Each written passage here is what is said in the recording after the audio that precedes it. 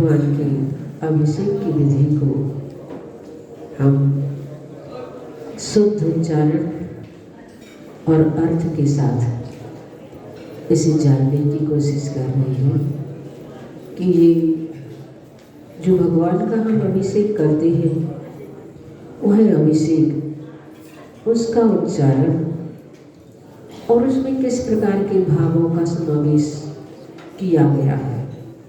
उन भावों को हम उस समय अपने मन में लाते भी हैं या नहीं।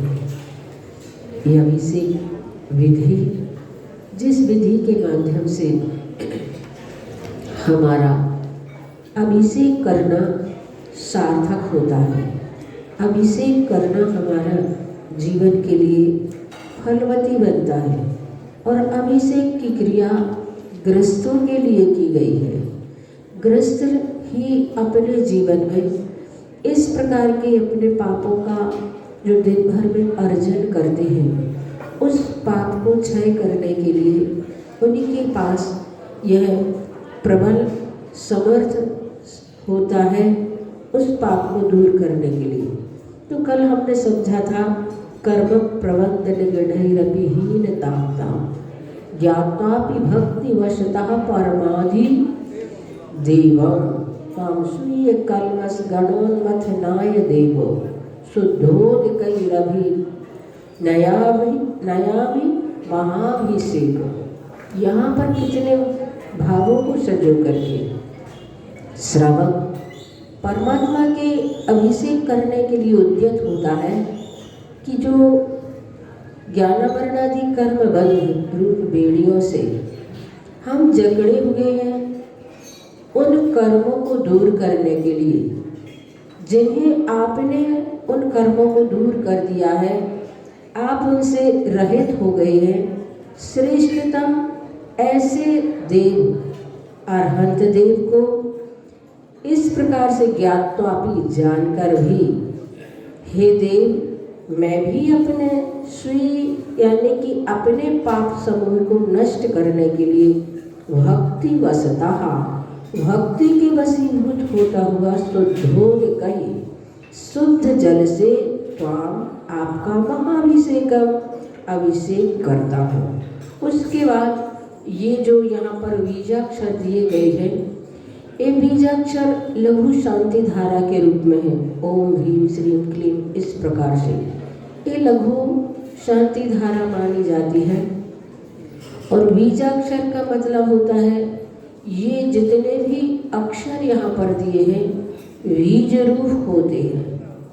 फल तो तब होते हैं वे जब आपका उसने बहुत अच्छे से वपन किया हो, उसका सिंचन किया हो, उसको बहुत अच्छे से आपने उसकी बागवानी की हो, तब ये वृक्ष के रूप में बनते हैं। 52 अक्षर होते हैं, क ख ग घ ङ च छ ज झ ण ट ठ ड ढ ण त थ द ध म प फ ब भ। तो इस प्रकार से या रा ला वा श श श हा, ये 33 व्यंजन कहे गए हैं। और स्वर होते हैं अ आ इ ई उ ऊ ऋ ऋ लृ लृ ए ऐ ओ औ अं अहा। इस प्रकार से बीजाक्षर वैसे 49 होते हैं और 49 बीजाक्षरों में कुछ बीजाक्षर ऐसे होते हैं जो पावरफुल होते हैं। और यहाँ पर बताया गया है कि कवर्ग में से जो बीजाक्षर के रूप में क ख ग घ ग या एक भी बीजाक्षर इसमें नहीं लिया गया है, जो यहाँ पर हम शांति छोटी शांति धारा के रूप में से पढ़ेंगे। और टवर्ग को टा ठा डा ढा णा, उसमें भी एक भी अक्षर को नहीं लिया गया है, क्योंकि इन बीजाक्षरों में बहुत एनर्जी होती है। वह तुम्हारा जो भगवान के ऊपर अभिषेचित करने वाला जल होता है वह पावरफुल बनता है, अगर शक्तिशाली बनता है, गंधोदक के रूप में बनता है, तो इन्हीं बीजाक्षरों के माध्यम से होता है। और इनमें ये बीजाक्षर दिए गए हैं ओम ह्रीं श्रीं क्लीं ऐं। सब लोग इसका उच्चारण एम बोलते हैं। एम नहीं है ये। एम होता तो सिर्फ एडी का ये होता। इसमें ए भी है और एक मात्रा भी लगाई है, तो मात्रा लगाने से आई हो जाता है और उस पर बिंदी भी है। तो इसका उच्चारण आई के रूप में करेंगे, आई। अरहम, फिर वम, बा का उच्चारण नहीं करेंगे, वम मम हम सम तम पम, फिर वम वम। लोग इसका बम बम उच्चारण करते हैं, वो गलत है। बा नहीं है, वाह है, इसलिए इसका उच्चारण वम वम, फिर मम मम हम सम सम तम तम पम पम, झम झम झीम झीम झीम झीम। झीम झीम नहीं बोलना है, नहीं तो अकेले सिर्फ झा में बड़ी की मात्रा लग जाएगी, वह बिल्कुल साइलेंट हो जाएगा। यहाँ पर आधा झा है और वाह है, ई है, इसलिए इसका उच्चारण करेंगे झीम झीम। और उसके बाद छीम छीम उच्चारण नहीं करना है, छा छतरी का नहीं है, इसलिए इसका उच्चारण छीम छीम नहीं करेंगे। षटकोण का शा और का, और आधा है ये, इसलिए इसमें अस्वर नहीं मिलाया गया है। वैसे श क्षत्री का जो बनाया जाता है वह है सा षटकोण का और आ, इनको मिला करके ये कसियोग श सूत्र आता है। इसमें जब ये संयुक्त अक्षर कहलाता है और संयुक्त अक्षर में इसको जब संयोग किया जाता है तो इनके माध्यम से कस योग शा, का शा और आ, इनको मिलाकर के बनता है एक शा, शा छत्री वाला। हम लोग उच्चारण करते हैं छा छतरी वाले का, छीम छीम, ऐसा उच्चारण नहीं करना है। कस योग शा में का शा और रा, इसको मिलाकर के बनता है शा। इसका उच्चारण हम शा करेंगे तो शा का उच्चारण करते हुए शीम शीम, ऐसा उच्चारण करना है। छीम छीम उच्चारण नहीं करना है। छीम छीम उच्चारण के लिए तो ऐसा होना चाहिए था, ऐसा यहाँ पर नहीं लिखा रहता है छीम छीम, लेकिन सब लोग उच्चारण ऐसे ही करते हैं छीम छीम। यहाँ पर झीम झीम और यहाँ पर छीम छीम, ऐसा उच्चारण ना करके क्षीम क्षीम उच्चारण करना है इसका। तो ओम ह्रीं श्रीं, और श्रीं में भी 3 प्रकार के शा होते हैं। इसमें भी ये संयुक्त अक्षर है, सीटी वाला शा जिसे हम तालब में शा कहते हैं, और रा आ, इनको बना मिला करके बनता है श्रा। तो श्रीं क्लीं ऐं अरहं वं मं हं सं तं पं वं वं मं मं हं हं शं शं तं तं पं पं झं झं झीं झीं क्षीं क्षीं द्रां द्रां द्रीं द्रीं द्रावय द्रावय नमो रते भगवते श्रीमते पवित्रतर जले जिन मविषेच यामी। स्वाहा करते हुए जल की धारा श्री जी के मस्तक पर वर्षाई जाती है। और इस प्रकार से ये जो यहाँ पर बीजाक्षर कहे गए हैं, ये बीजाक्षर हमारे अनिष्ट का निवारण करने वाले होते हैं और इष्ट की सिद्धि के प्रदायक होते हैं। इष्ट सिद्धि प्रदायक और अनिष्ट सिद्धि के निवारण करने वाले ये बीजाक्षर हुआ करते हैं। श्रावकों की जिंदगी में कई प्रकार की अनिष्टताएं होती हैं और उनकी जिंदगी में में कई प्रकार की इष्ट सिद्धि की कामना हुआ करती है। तो इस प्रकार से श्रावक ही इन मंत्रों के बीजाक्षरों को करके शांति धारा आदि करके हमारे घर में किसी प्रकार की परेशानी है, किसी प्रकार की प्रतिकूलताएं हैं, तो यहाँ पर परमात्मा के समक्ष सभी जीवों का कल्याण हो, सभी जीवों का मंगल हो, इस प्रकार की भावना से श्रावक करते हैं। साधु जो होते हैं, साधु तो इष्ट संयोग अनिष्ट संयोग कुछ भी हो, इष्ट का संयोग हो तो उसमें खुश नहीं होते हैं, अनिष्ट का संयोग हो तो उसमें परेशान नहीं होते हैं। इसीलिए साधु अगर बीजाक्षर आदि के माध्यम से शांति धारा करवाते हैं तो वो आप सभी के लिए मंगल कामना को भाते हुए इस प्रकार की शांति धारा को करते हैं।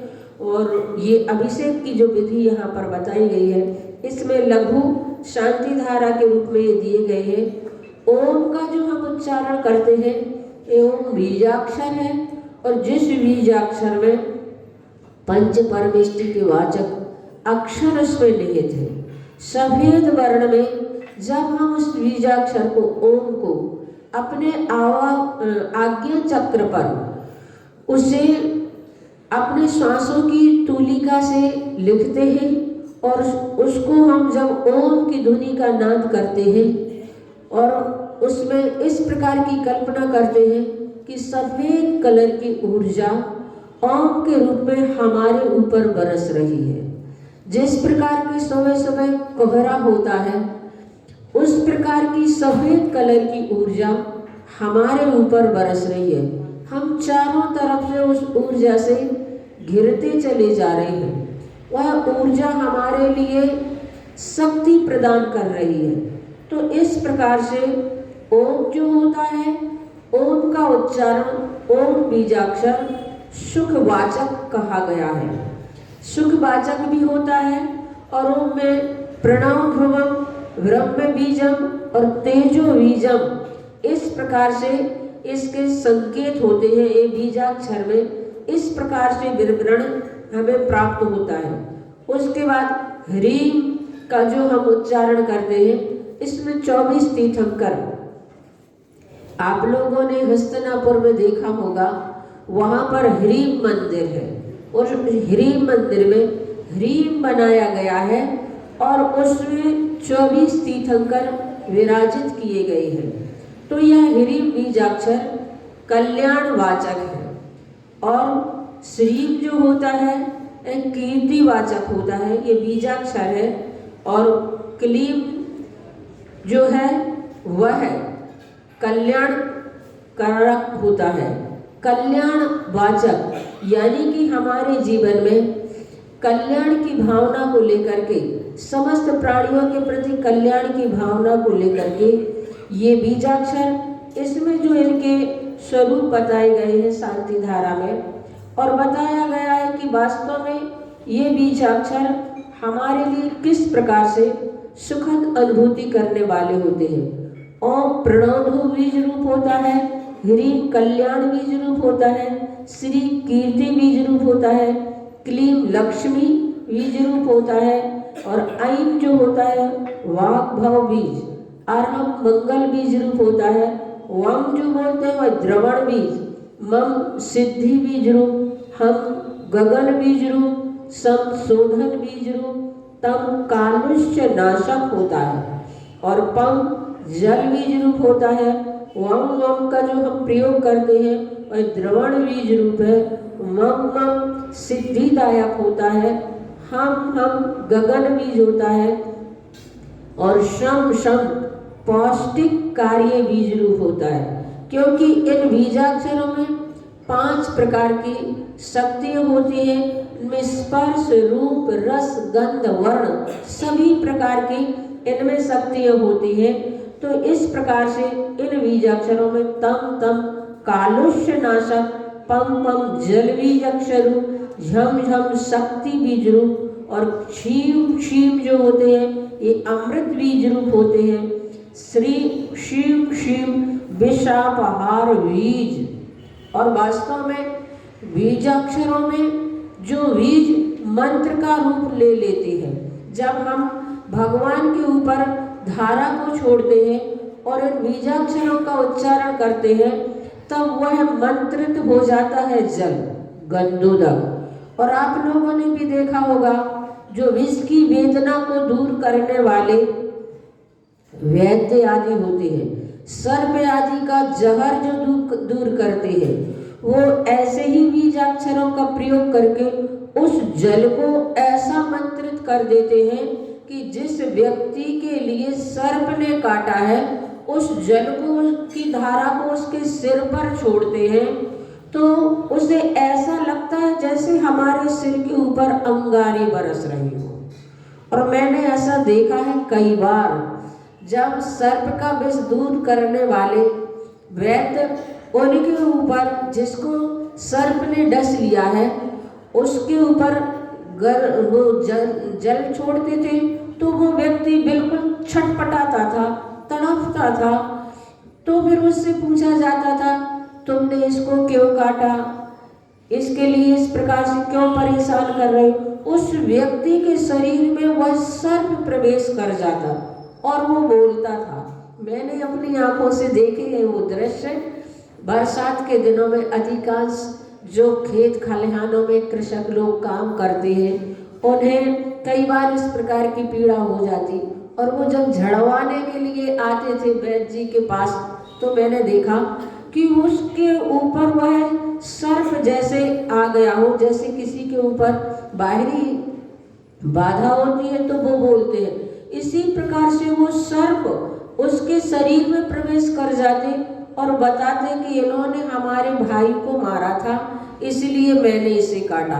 और ये तो मैंने आचार्य भगवान के मुख से भी कई बार सुना है कि सर्प की आंखों में कैमरा होता है, वो जिसे देख लेता है उसकी फोटो उसके आंखों में आ जाती है, तो वह सर्प और किसी को परेशान नहीं करेगा। जिस व्यक्ति ने उसके भाई को मारा है, ढूंढते हुए वह वहीं पहुंचता है और उसे ही इस प्रकार से परेशान करता है। तो मैंने देखा, जब मैंने उन वैद्य जी से पूछा कि जब आप पानी उसके ऊपर छोड़ते हैं, जल उसके ऊपर छोड़ते हैं, तो वो छटपटाते क्यों हैं?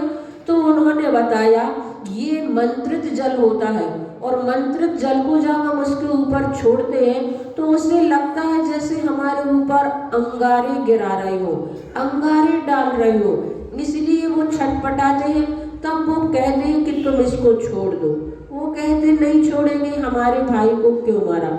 इस प्रकार से फिर कई बार उसके ऊपर, सिर के ऊपर वह जल डालते हैं, तब वह कहता है अच्छा ठीक है, अब हम छोड़ देंगे। और फिर संकल्प दिलाते हैं, उसको लोटे में जल रखकर उसके सिर पर रखवाते हैं और कहते हैं कि तुम अब इसे कभी परेशान नहीं करोगे। तब मैंने जो देखा, मुझे लगा कि इस प्रकार से मंत्रों में ऐसी शक्ति होती है कि वह एक जल जो शीतलता प्रदान कराने वाला होता है, जल का स्वभाव ही शीतल होता है, लेकिन मंत्र के माध्यम से उसमें ऐसी भी शक्ति आ जाती है कि उस विष की वेदना को दूर करने के लिए उसको इस प्रकार से प्रभाव दिखाता है। तो वाकई में इन मंत्रों में बहुत ताकत होती है। और ये मंत्र जो बीजाक्षर के रूप में होते हैं, मंत्र शास्त्र कहता है कि एक भी मंत्र ऐसा नहीं होता है जिसमें बीजाक्षर ना हो। बीजाक्षर के बिना मंत्र अपूर्ण माना जाता है, अधूरा माना जाता है। लेकिन नमोकार मंत्र ऐसा मंत्र है जिसमें एक भी बीजाक्षर नहीं है। ओम ह्रीम श्रीम क्लीम ऐम अरहम, ये बीजाक्षर कहलाते हैं। ऐसे एक भी बीजाक्षर उसमें नहीं है, फिर भी वो अपने आप में परिपूर्ण है। उसका एक एक अक्षर बीज रूप में है नमोकार मंत्र का। और ऐसे ही भक्तावर के एक एक काव्य जो है, उन काव्यों में बीजाक्षर है। एक एक काव्य का एक एक अक्षर बीजाक्षर के रूप में है भक्तावर का। इसलिए हमें मूल पाठ का ही जो वाचन करते हैं, आप लोग पाठ रखते हैं, 24-24 घंटे का पाठ करते हैं, तो संस्कृत का ही हमें पाठ करना चाहिए। हिंदी के पाठ से वो फल नहीं होता है जो फल हमारे लिए संस्कृत में आचार्य मानतुंग स्वामी की जो लेखनी से लिखा गया जो भक्तामर स्तोत्र है वह एक एक अक्षर बीज रूप में होता है, इसलिए हमें उसका ही पाठ करना चाहिए, वही हमारे लिए फलवती होता है। तो यहाँ पर शांति धारा के रूप में यहाँ पर जब हम भगवान के ऊपर इस प्रकार के मंत्रों का उच्चारण करते हुए जल का सिंचन करते हैं और ओम नमो अर्हते भगवते श्रीमते ऐसा बोलते हैं, तो इनमें भी एक तो उच्चारण भी सही हो और दूसरा बोलने का ढंग भी हमारा थोड़ा ऐसा हो।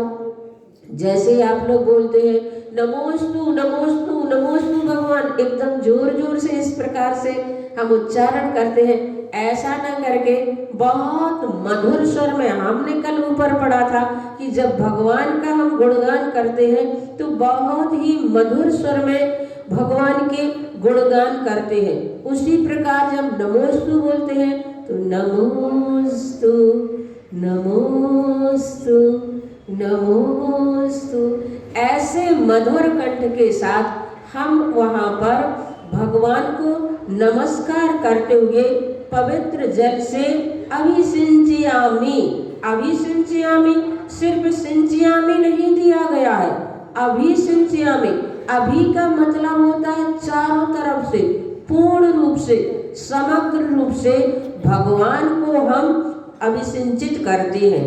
इस प्रकार से यहाँ पर ये अभिषेक करते समय जब हम पवित्र मन से, पवित्र जल से और पवित्र भावों के साथ पवित्र गुणगान करते हुए उस जल की धारा को बरसाते हैं तो वह जल गंधोदक बन जाता है, पावरफुल बन जाता है, बहुत अधिक एनर्जी को प्रदान करने वाला बन जाता है।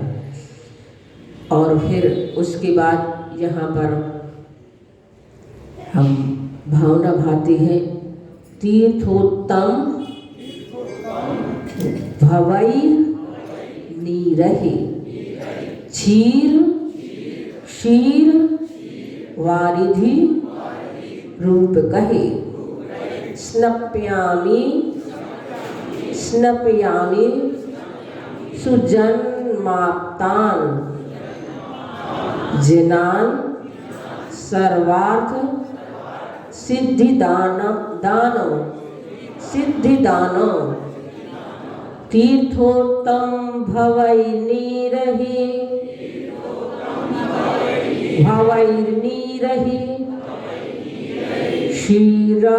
क्षीरवारिधि रूप कहे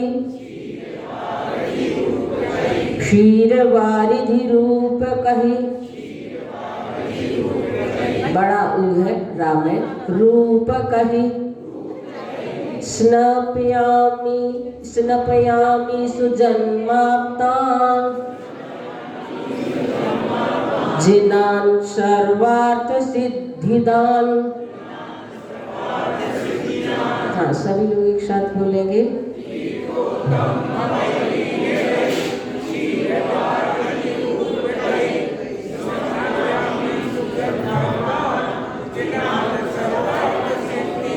तीर्थोत्तम भवहि। भाव को जब मैंने पढ़ा तो मुझे लगा इस अभिषेक पाठ में इतने अच्छे अच्छे भाव भरे हैं। सब लोग तो सिर्फ पाठ पढ़ने रूप पढ़ लेते हैं और अभिषेक की धारा बरसा देते हैं, हो गई विधि हो गई अभिषेक हो गया, लेकिन भावों से नहीं जुड़ पाते। जब मैंने इनके भावों को पढ़ा तो मुझे लगा इस अभिषेक पाठ में कितने महान महान भावों को भरा गया है और कितनी अच्छी कामनाएं, कितनी अच्छी भावनाएं परमात्मा के निकट वह भक्त पहुंच करके करता है। वाकई में अगर परमात्मा से निकटता प्राप्त करनी है तो हमें अभिषेक से जुड़ना पड़ता है। माँ जिनवाणी से निकटता प्राप्त करनी होती है तो स्वाध्याय से जुड़ना पड़ता है, और साधुओं से निकटता प्राप्त करनी होती है तो आहार दान की विधि से हम उनके निकट पहुंच पाते हैं। तो यहाँ पर अभिषेक के माध्यम से वह भक्त भगवान के निकट पहुंचता है और कहता है तीर्थोत्तम भवहि, उत्तम तीर्थ स्थानों में समुन्नत क्षीर वारिधि रूप कही नीरही, क्षीर सागर के जल के तुल्य जल से। तुल्य कहा गया है क्षीर सागर के समान, जो जल बहुत ही पवित्र है, ऐसे उस पवित्र जल से। और जो मैंने आप लोगों को कल बताया था कि गंगा सिंधु आदि नदियों की बात, तो उसमें यही बताया है महाराज श्री सुधा सागर महाराज जी ने कि वो नदियाँ भी जो है, गंगा नदी कहाँ पर है? जम्बू द्वीप में। और जम्बू द्वीप में कहाँ पर? जम्बू द्वीप में 6 पर्वत जो है, कौन कौन से? हिमवन, महाहिमवन, निषद, नील, रुक्मी और शिखरी। ये 6 पर्वत है, जिसमें प्रथम पर्वत जो बताया गया है, उस प्रथम पर्वत के ऊपर पद्म सरोवर है। और पद्म सरोवर से 3 नदियां निकलती हैं, गंगा, सिंधु और रोहितास्या। ये 3 नदियां निकलती हैं। तो गंगा नदी और सिंधु नदी तो भरत क्षेत्र में बहती हुई लवण समुद्र में मिल जाती है, और सिंधु नदी जो होती है वह हेमवत क्षेत्र, जो जघन्य भूमि कहलाती है, वहाँ जाती है। तो ये यहाँ पर जो नदियाँ होती हैं, गंगा सिंधु नदी, जिनकी सहायक नदियाँ 14,000 सहायक नदियाँ हैं, और उन नदियों का जल भी 30 जीवों से सहित ही हुआ करता है। और हम जो यहाँ पर क्षीर सागर से जल लाए हैं, उस जल में 30 राशि उत्पन्न नहीं हुई है, इसलिए वहाँ के क्षीर सागर के जल की ही कल्पना करते हैं।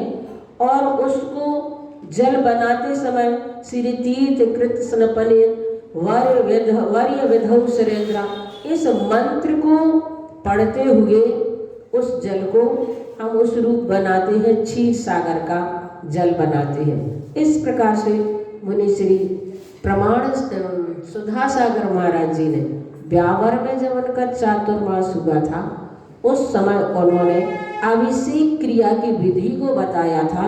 उसमें ये कथन मुझे पढ़ने को सुनने को मिला। मैंने तो अभी तक जब भी देखा है, जब भी अनुष्ठान होते हैं, पूजन विधान होते हैं, अभिषेक आदि होता है, तो पहले उसमें गंगा जल, सिंधु आदि सभी नदियों के जल की उसमें कामना करके फिर उसे उस प्रकार से पवित्र बनाते हैं। पर जब मैंने महाराज श्री के मुख से सुना तो मुझे लगा कि ये बात भी सही है महाराज श्री का, उनका जो हेतु था कि यहाँ की जो नदियाँ होती हैं उनमें 30 जीव पाए जाते हैं, इसलिए हम क्षीर सागर का ही जल लाते हैं। और क्षीर सागर के जल को हम यहाँ पर श्री जी के सिर पर अभिषेक के रूप में उसकी जलधारा करते हैं। तो यहाँ पर क्षीर वारिधि रूप कई नीरही, क्षीर सागर के जल के तुल्य जल से सुजन जन्माप्तान, सु विशेषण दिया गया है उत्तम, श्रेष्ठ, उत्तम जन्म को प्राप्त। माप्तान संधि विग्रह करेंगे तो आपतान निकलेगा, यानी कि उत्तम जन्म को प्राप्त सर्वार्थ सिद्धि दान, यानी कि सभी सर्वार्थ, सभी प्रकार के अर्थ सिद्धि के लिए, सभी प्रकार के अर्थ सिद्धि से क्या लेना है? 4 प्रकार के पुरुषार्थ होते हैं, धर्म, अर्थ, मोक्ष, काम पुरुषार्थ।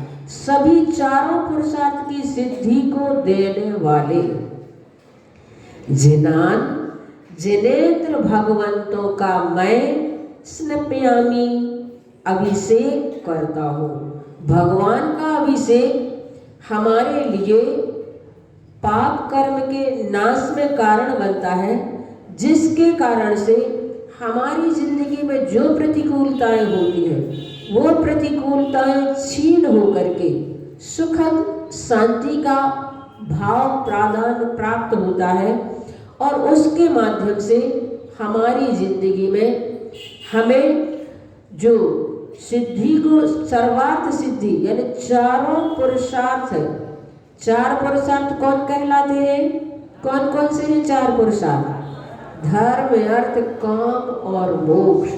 ऐसे चारों पुरुषार्थों की सिद्धि को देने वाली। मैंने सोचा ऐसे चारों पुरुषार्थ की सिद्धि, चूंकि गृहस्थ है और गृहस्थ है तो गृहस्थ होने के नाते इन्हें सभी चीजों की जरूरत होती है, इसलिए भगवान का अभिषेक करके ये चारों पुरुषार्थ की सिद्धि भी इस अभिषेक के माध्यम से कर लेते हैं और सुजन्म आपदान यानी उत्तम जन्म की प्राप्ति के लिए। उत्तम जन्म कौन सा माना जाता है? जहाँ पर फिर कभी मरण को प्राप्त नहीं होना पड़ता है।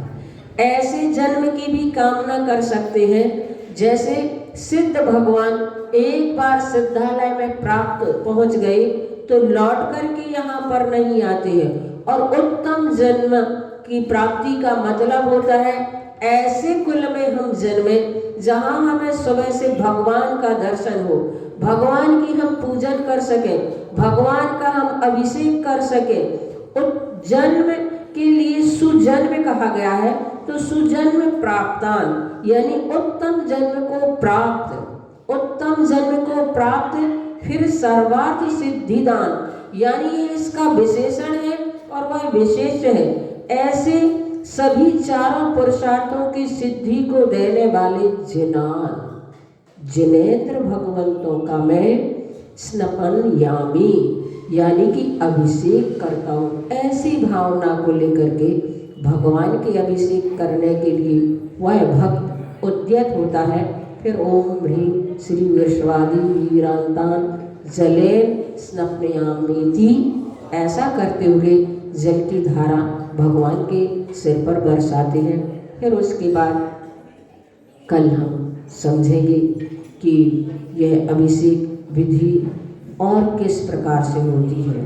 अभी ये पूरा नहीं हुआ है, इसमें और हम किस प्रकार से भगवान के चरणों में खड़े होकर के भावना भाते हैं। क्या कभी आप अभिषेक करते हैं तो आपने विचार किया कि वाकई में हम भगवान के निकट अभिषेक करने के लिए आए हैं तो कौन से भावों के लेकर के आए हैं? अभी तो हमने देखा अपने अपने क्रम से आते चले जाते हैं और उन्हें लगता हम अभिषेक कर लें। और महाराज श्री ने कलश को पकड़ने की भी विधि बताई है कि कलश भी हमारे हाथों में अध खुला हुआ कमल, खुला हुआ कमल तो ऐसा होता है, अध खुला मुकुलित कमल जो होता है बंद होता है, अध खुला हुआ कमल जो होता है, ऐसे कमलाकार से भगवान के कलश को हम पकड़े।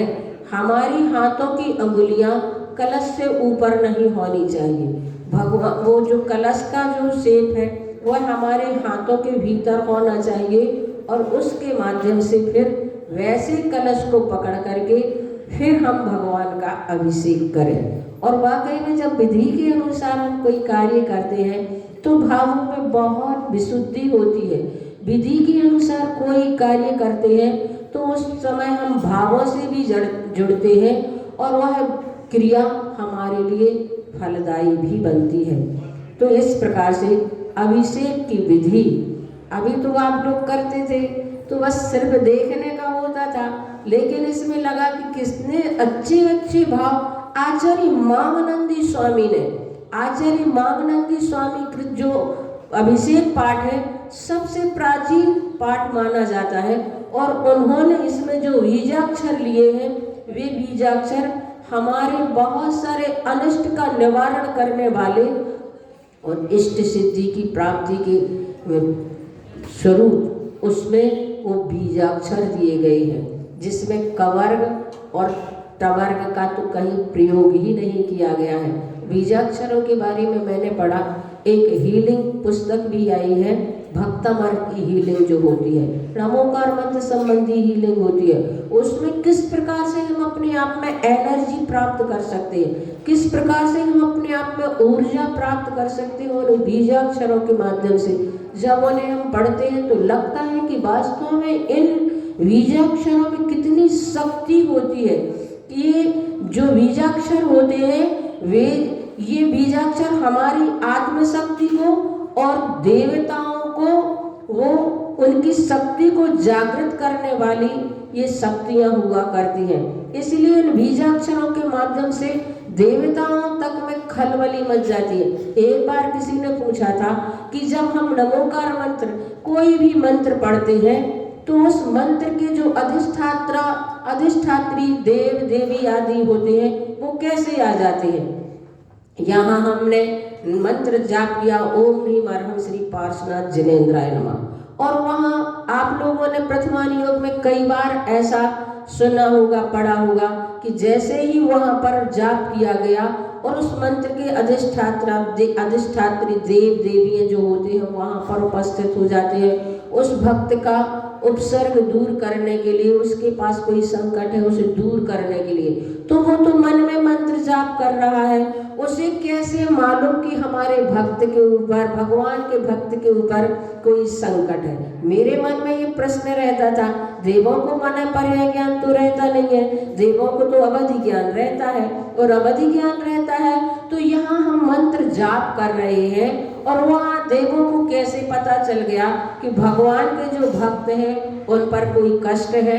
आपने ना उसमें कितनी स्थिति में पड़े, सीता पर जब कष्ट हुआ तो फिर उसका जल का अग्नि का नीर बन गया, और ये सब देवताओं ने आकर के उन उपसर्गों को दूर किया, तो उन्हें कैसे पता चला, ये मेरा प्रश्न रहता था हमेशा। तब फिर हमें बताया गया, इसका बहुत अच्छा उदाहरण भी दिया जिनने बताया। उन्होंने कहा कि जैसे यहाँ पर हम किसी को विदेश में कोई है और उनसे हमें बात करनी है तो उनका नंबर जब हम यहाँ पर लगाते हैं वहाँ घंटी बजने लगती है। वहाँ घंटी कैसे बजने लगी? क्योंकि उनका वो नंबर है इसलिए वहाँ घंटी बजने लगी। उसी प्रकार से जो बीजाक्षर मंत्र होते हैं वो उस देवों से संबंधित उनकी शक्ति को उद्भूत करने वाले होते हैं। तो जैसे ही हमने यहाँ पर बीजाक्षर का जाप किया और उन देवताओं के घर में घंटी बजने लगती है, उन्हें लगने लगता है कि हमारे भक्त, भगवान के भक्त पर कोई संकट आ गया है और उसको दूर करने के लिए, उसका निवारण करने के लिए वो यहाँ पर उपस्थित हो जाते हैं। बात कुछ अच्छी लगी, भले ही उन्होंने उदाहरण लौकिक दिया, लेकिन उससे लगा कि वाकई में जैसे यहाँ तो नंबर वहाँ का लगाते हो और वहाँ घंटी बज जाती है, उसी प्रकार हम जो मंत्र का जाप करते हैं उससे संबंधित उन देवता की भी घंटी बजने लगती है और वो उनके भक्तों का, भगवान के भक्तों का उपसर्ग दूर करने के लिए, कष्ट दूर करने के लिए उपस्थित हो जाते हैं। तो बीजाक्षर का उच्चारण शुद्ध करें, और नहीं तो उनके उल्टे प्रभाव भी होते हैं, बहुत ही उनके प्रभाव गलत भी हो जाते हैं। इसलिए मेरी कोशिश होती है कि बीजाक्षर का जो उच्चारण करते हैं तो शुद्ध होना चाहिए, सही होना चाहिए उनके उच्चारण। समय इतना हो गया है, कल हम फिर इसके बारे में जानेंगे, अभिषेक पाठ के बारे में, कि और हम किस प्रकार से भावों से भरकर भगवान का अभिषेक करते हैं। हे गुरुवर शाश्वत सुख दर्शन, यह नम्र स्वरूप तुम्हारा है।